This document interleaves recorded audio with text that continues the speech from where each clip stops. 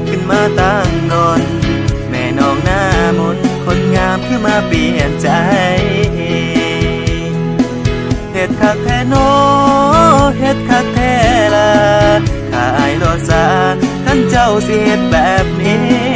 หากกันดีดีมันเป็นจังใด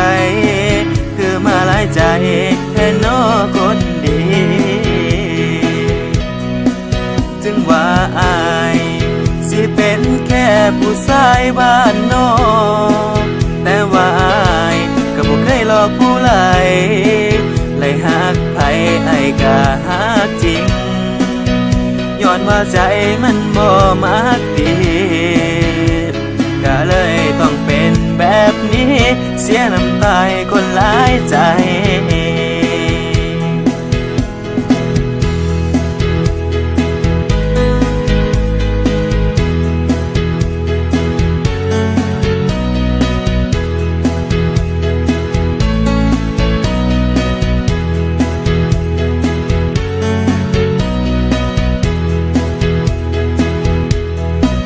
เฮ็ดคักแท้โนเฮ็ดคักแท้ละข้าอายรอซาท่านเจ้าสิเฮ็ดแบบนี้หากกันดีดี